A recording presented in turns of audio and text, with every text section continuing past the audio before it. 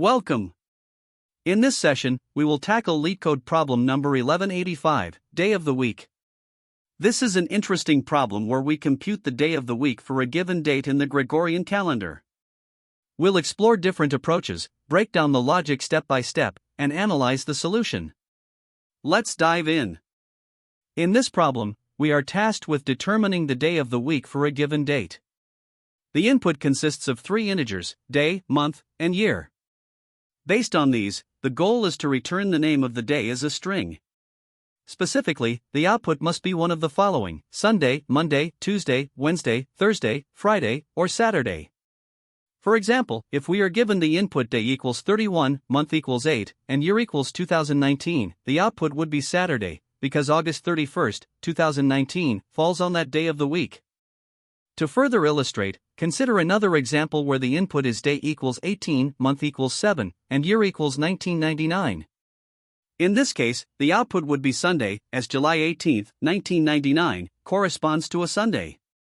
Similarly, if the input is day equals 15, month equals 8, and year equals 1993, we find that the output is Sunday. This is because August 15, 1993, also fell on a Sunday. These examples highlight how the function processes a date and returns the correct day of the week based on the Gregorian calendar. Now, let's consider the constraints for this problem. First, the valid range of input dates spans from the year 1971 to the year 2100. All inputs are guaranteed to be integers, with the day ranging from 1 to 31, the month from 1 to 12, and the year strictly between 1971 and 2100. Additionally, we are assured that the input date will always be valid according to the Gregorian calendar. This means we don't need to handle edge cases like February 30th or other invalid dates. However, we must account for leap years, such as ensuring that February 29, 2000, is correctly handled. Lastly, there are a few edge cases to consider. The solution must handle dates at the very start and end of the range, such as January 1, 1971, and December 31, 2100. It must also correctly compute days for months with fewer than 31 days, such as April 30th, ensuring no overflow beyond the valid range. By addressing these edge cases and adhering to the constraints, we can ensure the solution is robust and works for all possible valid inputs within the specified range. To determine the day of the week for any given date in the Gregorian calendar, we can explore a few different approaches. The first is a brute force method, which relies on iterative day counting. The idea here is to start from a reference point, such as January 1, 1971, which is known to be a Friday, and then count the number of days forward or backward to the target date. Using modular arithmetic, we can determine the resulting day of the week after accounting for leap years and the total days elapsed. However, this method has limitations. While it is simple to understand, its time complexity is linear in relation to the range of years between the reference date and the input date, making it inefficient for very large ranges. This approach is also less practical when computational speed is important. A more refined alternative is the optimized mathematical approach, specifically Zeller's congruence. This method employs a formula that directly calculates the day of the week using modular arithmetic, without the need for iterative counting. It is particularly advantageous because it inherently handles leap years and calendar adjustments, making it both efficient and elegant. Now, Zeller's congruence works by adjusting the calendar to simplify calculations. Specifically, January and February are treated as months 13 and 14 of the previous year, which helps to streamline leap year adjustments. The formula itself is as follows: h equals q plus floor, 13 m plus 1, slash 5, plus k plus floor, k slash 4, plus floor, j slash 4, 2j, percent 7. Here, q represents the day of the month, m is the adjusted month, j is the century, and k is the year within the century. The result, h, maps to the day of the week, where 0 corresponds to Saturday, 1 to Sunday, and so on. The beauty of this approach lies in its computational efficiency, as it operates in constant time, 1, due to the absence of iterative processes. It also requires no additional space, making it an optimal solution. However, Zeller's formula can be challenging to implement correctly, especially for beginners, due to its reliance on specific calendar adjustments. Another alternative is to use built-in library functions, such as Python's datetime module. Libraries provide a straightforward way to compute the day of the week by converting the input date into a datetime object and using built-in methods like .weekday or .stretime. While these functions are highly efficient and optimized, they offer limited algorithmic insight and may not be permissible in competitive programming contexts. Given these considerations, the optimized mathematical approach using Zeller's congruence stands out as the best choice. It is computationally efficient, with a time complexity of 1, and does not depend on external libraries, making it ideal for competitive programming scenarios. Zeller's formula seamlessly handles leap years and adjusts for quirks in the Gregorian calendar, providing a direct and elegant solution. One key observation is that the Gregorian calendar repeats every 400 years, which allows us to use modular arithmetic to simplify calculations further. Additionally, treating January and February as months 13 and 14 of the previous year helps streamline leap year handling without requiring additional condition checks. While the implementation may be slightly more complex than using library functions, the independence from external dependencies and the ability to handle edge cases with precision make it the optimal strategy. In contrast, brute force methods are computationally expensive and impractical for large date ranges, and while libraries are simple to use, they do not contribute to algorithmic learning. Zeller's congruence, therefore, balances efficiency, insight, and adaptability, making it the most suitable approach for this problem. To solve the problem of determining the day of the week for a given date, we rely on Zeller's congruence, a mathematical formula that uses modular arithmetic to compute the day of the week efficiently. The input consists of 3 integers, the year, month, and day, and the desired output is the name of the day, like Monday or Tuesday. The first step involves adjusting the month and year since Zeller's formula considers March as the first month of the year. January and February are treated as months 13 and 14 of the previous year. This adjustment allows the formula to handle leap years seamlessly. Next, we define Zeller's formula, which combines the day, the adjusted month, and components of the year, such as the last 2 digits and the century, into a single calculation. This formula also uses floor division for certain terms to ensure accuracy in integer arithmetic. In Zeller's formula, the variables are defined as follows: day is the input day, m is the adjusted month, where March is 3 and January or February are treated as 13 and 14 of the prior year. K represents the last 2 digits of the year, and J represents the century. The formula involves floor division for certain terms, such as 1 3, m plus 1, /5, to ensure integer results. After computing the value f using this formula, we take it modulo 7. This modulo operation ensures that the result maps to one of 7 possible values, each corresponding to a day of the week, 0 for Saturday, 1 for Sunday, and so on. To convert this numerical result into a readable day name, we use an array that maps these values to strings like Monday or Tuesday. Additionally, we need to handle edge cases, such as leap years or invalid input dates, to ensure robustness. The algorithm is efficient and handles these scenarios directly within its structure. Zeller's congruence is particularly efficient because it eliminates the need to iterate through days or months to determine the result. Instead, the formula provides a direct solution in constant time, or 1, complexity.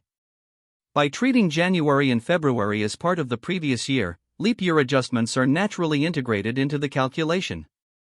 This approach also leverages modulo arithmetic to keep the result within the range of valid days, from 0 to 6. The days array allows for a simple mapping of these numerical results to their corresponding day names, ensuring the algorithm is both fast and memory efficient. For example, if we input the date October 5, 2023, the algorithm proceeds by first noting that October does not require any month or year adjustments. The year remains 2023, and the month stays as 10. With the adjustments complete, we can now apply Zeller's formula. For the date October 5, 2023, the values are as follows: m is 10, k is 23, which represents the last 2 digits of the year, and j is 20, representing the century. Plugging these into the formula, we calculate f as 5 plus 1 3, 10 plus 1, /5 plus 23 plus 2 3 /4 plus 2 0 /4 2, 20. Simplifying, we get 5 plus 28 plus 23 plus 5 plus 5 to 40, which equals 26. Taking 26 modulo 7 gives a remainder of 5. Using the days array, where index 5 corresponds to Thursday, we determine that the day of the week for October 5, 2023, is Thursday. This example highlights the algorithm's efficiency and accuracy, as it arrives at the result using just a few arithmetic operations. To ensure correctness, the algorithm must handle various edge cases. For instance, when given the leap year date February 29, 2000, the adjustments for January and February allow the formula to handle this special case correctly. Similarly, for dates like March 1, 1900, the formula adjusts the century and year components to account for the transition between centuries. Even early dates, such as January 1, 1700, are handled correctly because January is treated as month 13 of the previous year. These examples demonstrate the robustness of Zeller's congruence in handling a wide range of inputs, from leap years to dates spanning multiple centuries, ensuring accuracy and reliability in all scenarios. The provided Python implementation solves the LeetCode problem number 1185, day of the week, using Python's built-in datetime module, which simplifies date and time calculations. Let's break it down step by step. 1. Import the datetime module. The datetime library provides a convenient way to work with dates and times. Here, we use it to determine the day of the week for a given date. 2. Define the day of the week method. This is the main function where the logic resides. It accepts three inputs, day, month, and year, which represent the given date. 3. List of days of the week. The variable days _of _week is a list containing the names of the days of the week, starting from Monday. This is necessary because Python's datetime.weekday method returns an integer, 0 for Monday, 6 for Sunday, and we need to map these integers to their respective day names. 4. Create a datetime object. Using datetime, year, month, day, we create a datetime object that represents the given date. This object allows us to access various date-related properties, including the day of the week. 5. Determine the day of the week. The weekday method of the datetime object returns the day of the week as an integer, 0 for Monday, 6 for Sunday. The result is stored in the day_index variable. 6. Return the day name. Using the day_index, we retrieve the corresponding day name from the days_of _week list and return it. This approach is efficient, leveraging Python's standard library for date computation. It handles leap years and edge cases, e.g., month boundaries, seamlessly because the datetime module is robust and well-tested. The function is compact and easy to understand, making it ideal for this problem. This Java implementation mirrors the Python logic provided in the problem prompt. It uses the java.time.localDate and java.time.dayofweek classes to handle date manipulation and retrieve the day of the week. Unlike Python, where a datetime object is used, Java's localDate is leveraged for this purpose. The method getDayOfWeek retrieves the day as an enumerated type, which is then converted to match the index of the day names in a list. This implementation ensures clarity and follows Java conventions. In this problem, we need to determine the day of the week for a given date, specified by the inputs day, month, and year. The output should be one of the weekday names, such as Monday or Tuesday. To solve this, we can take advantage of the datetime module in Python, which is specifically designed to handle date and time operations. The approach involves three main steps. First, we create a date object using the provided inputs. Next, we use the weekday method from the datetime module, which gives us the index of the day, starting with 0 for Monday and ending with 6 for Sunday. Finally, we map this index to the corresponding weekday name using a simple list. The Python code shown here implements this approach. The days_of_week list provides the mapping, while the datetime object handles the date creation and validation. By calling weekday on the created date object, we retrieve the day index, which we then use to return the correct weekday name. To better understand how this solution works, let's go through some examples. For February 28, 2023, the inputs are day equals 28, month equals 2, and year equals 2023.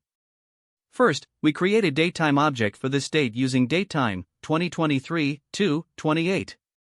This object represents February 28, 2023.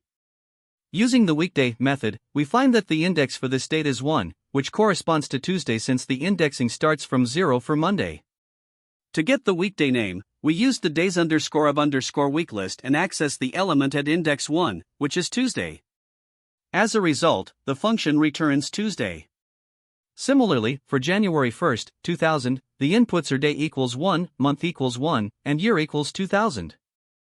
we create a datetime object for this date as datetime, 2001. Calling weekday on this object gives 5, meaning the day is Saturday. Using days_of_week, 5, we retrieve Saturday as the weekday name, and the function returns Saturday. Now, for the next example, we have December 31st, 1999. The inputs are day equals 31, month equals 12, and year equals 1999. A datetime object is created for this date using datetime, 1999, 12, 31. When we call weekday on this object, the returned index is 4, which corresponds to Friday. Using the days_of_week list, we access index 4 to get Friday, and the function returns Friday. This approach highlights a few key insights. First, the datetime module automatically validates the date input.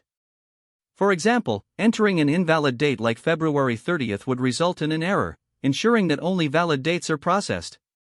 Second, the weekday method uses a zero-based indexing system, starting from Monday at 0 up to Sunday at 6.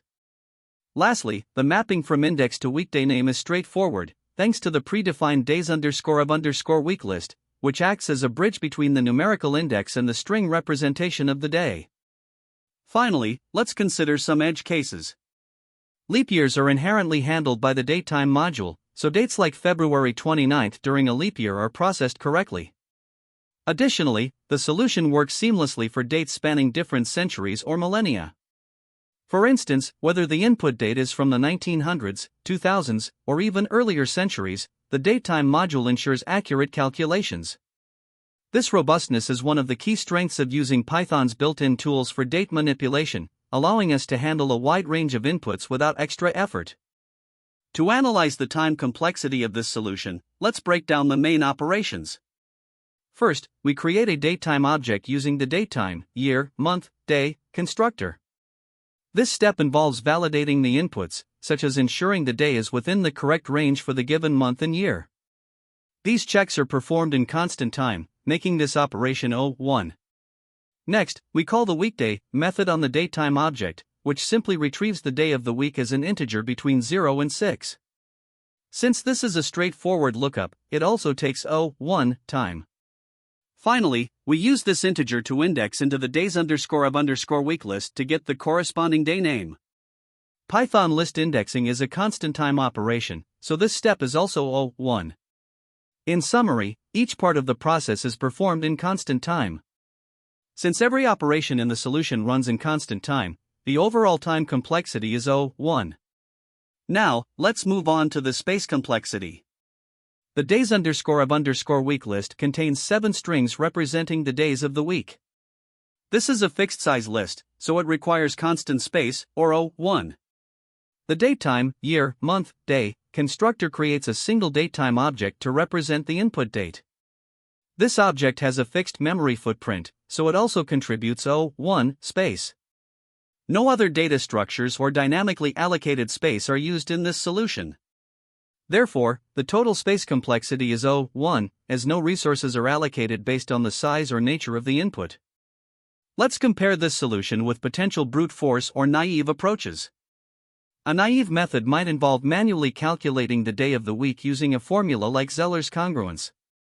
While such formulas also have constant time complexity, as the number of steps does not grow with the input size, they involve significantly more arithmetic operations, such as modulo and division, and additional handling for edge cases like leap years. These factors make them less efficient in practice compared to the provided solution. In terms of space, naive approaches may not require additional memory beyond a few variables, so their space complexity is also O1. However, the provided solution is faster and more reliable in practice because it uses Python's datetime module, which is highly optimized and implemented in C.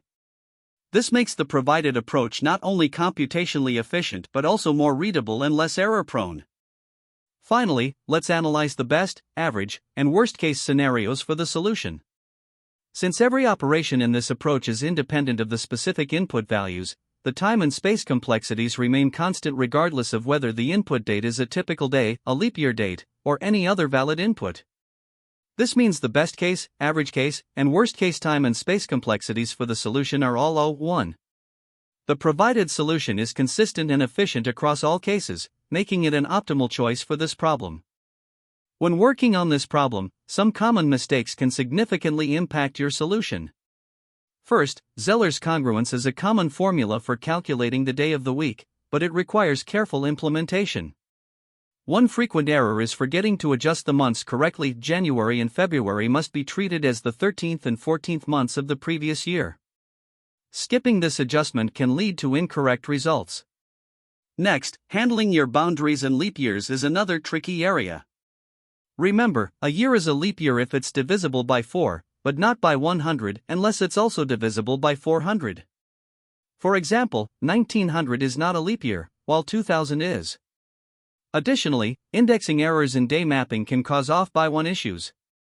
Make sure your day indices, such as 0 for Sunday and 1 for Monday, align with the problem requirements.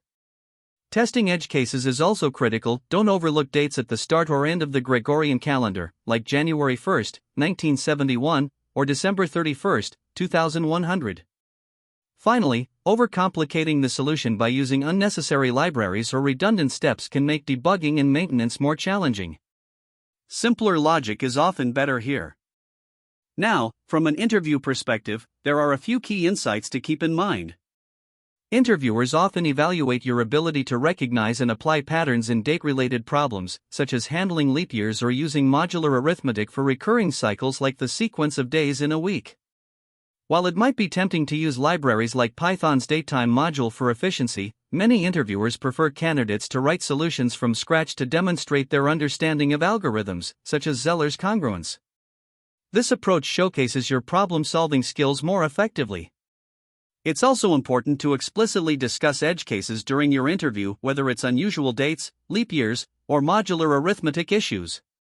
This demonstrates that you're both thorough and critical in your approach, which is a quality interviewers highly value. Next, let's explore related problems that can help reinforce your understanding of similar concepts.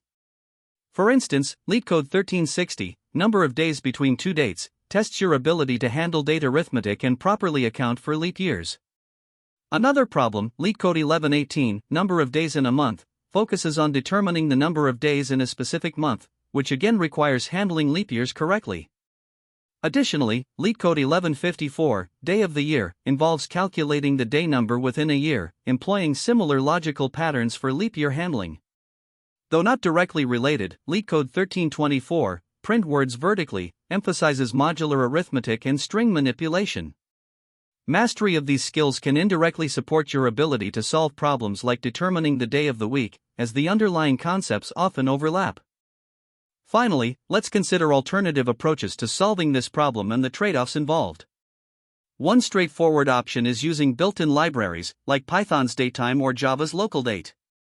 These are fast, easy to implement, and less error-prone. However, they don't showcase your algorithmic thinking, which is often a key focus in interviews. On the other hand, Zeller's congruence is a highly efficient mathematical formula for determining the day of the week. While slightly harder to implement, it demonstrates a deeper understanding of problem-solving techniques and is often impressive to interviewers. Another approach involves iterative day counting, where you calculate the total days elapsed from a known reference date, like January 1, 1971, to the target date. This method is easier to understand but computationally expensive, with a time complexity of n. It's accessible for smaller date ranges but becomes inefficient for larger ones. Choosing the right approach depends on the context, whether you're optimizing for clarity, efficiency, or demonstration of skills. Great job! We covered the solution to day of the week and discussed its time and space complexity. Key takeaways include the use of modular arithmetic and careful handling of dates. Thank you for watching, and be sure to check out more coding challenges to keep improving your skills. See you next time. That's the end of this tutorial. I hope you found this explanation helpful for understanding the solution to this LeetCode problem. If you enjoyed this content, please consider subscribing to the channel for more coding tutorials and solutions. Feel free to leave a like if this video helped you, and don't hesitate to comment with any questions you might have. Thanks for watching, and happy coding!